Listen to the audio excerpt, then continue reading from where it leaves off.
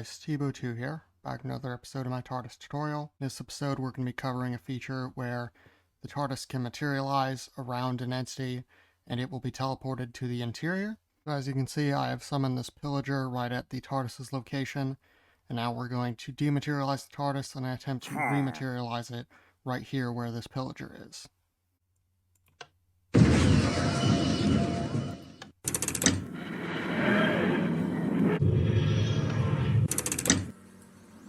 And as you can see, something has happened to the pillager. And if you look, here he is at the doorway of the TARDIS. So yeah, as this implies, basically, the TARDIS materializes around the entity, and then the entity is teleported inside.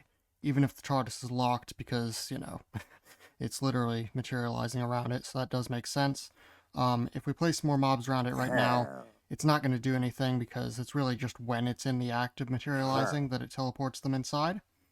And this will also work with players. Obviously, it's a little bit tough for me to show that off in single player here. But yeah, let's just get on to how it works. So how does this all work? Well, you want to come down to your materialization controls, specifically to whatever makes your TARDIS rematerialize, which is here for me. And this is just testing for if TARDIS demat, if the demat lever is turned off, and if the vortex flight is at 0. Well, basically, it does what it does, but also there's some new things here, like these two, for example, and this is doing tag at E, tag equals TARDIS. Obviously, you need to give it that tag. You need to do this because you can't test for the name with this method, for this particular feature at least, so you're going to want to give the TARDIS some sort of tag that's unique to it, like the tag of TARDIS, and you're tagging that entity with mat around. And obviously that just means materialize around. And once you've done that, you want to have a chain command block here. Make sure the arrow is facing the same direction. This is on chain, conditional, always active. And you're doing set block, a redstone block at certain coordinates. Now where are those coordinates? Basically that's just right over here. Obviously if you have space, you could just put the repeater coming off of this, but I really don't, because it would just bump into this. Hence why I made it place a redstone block elsewhere. And basically this right here just makes it to where the moment it is set blocked right here, it's going to set it immediately back to air. But it'll still have time to power on this repeater for 1 tick. The repeater in turn is powered for 4 ticks. And basically what this command block here is going to be doing is removing the tag mat around. So the TARDIS is only going to have that tag for 4 ticks, these 4 ticks.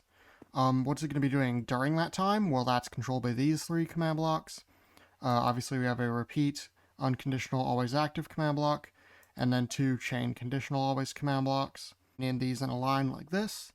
And what is this first one doing? It is doing execute as at E, tag equals mat around, add at S, run TP at E, and then basically it's going to teleport all entities except for the ones we specify here. So that exclamation mark next to the type, that basically means no, don't teleport this entity. So we're not teleporting armor stands, glow item frames, or falling blocks. And any entity that we are teleporting, they have to be within a distance of 2 blocks or less, which is what that distance equals ... 2 means. Where are we teleporting them to? We're teleporting to the entity at E name equals door, which is our doorway entity. So basically that's pretty self-explanatory. With a few exceptions, it's going to teleport just about any entity within a distance of 2 within this 4-tick period of time. And then what's it going to do if that is successful? Well, it's going to activate these chain command blocks. This one is going to execute as the door entity, add at S, run tag at E type equals player. So if the entity teleported inside was a player, then if it's in a distance of 2 of the door entity and does not have the tag of inside, it's going to add the inside tag. And obviously it's also going to add the console tag. Obviously those are only applicable if you have that in your TARDIS. I don't believe I've made a tutorial on that, but basically it's just a tag added when you come into the interior. So obviously you're going to want that in this case as well. And to demonstrate one last time, we're going to use this llama. You can see it's right on the TARDIS demat's location, so it should get teleported inside when we rematerialize. And here it is on the inside of the TARDIS. So yeah, that's really all there is to it. This has been my tutorial on the feature where the TARDIS will materialize on top of something and teleport it inside. So yeah, I hope you all enjoyed. I've been Tbo2. Be sure to subscribe, to follow my Instagram, Tbo2it, to follow my Twitter, which is also Tbo2it, to join my Discord, and lastly, to have a nice day. Goodbye.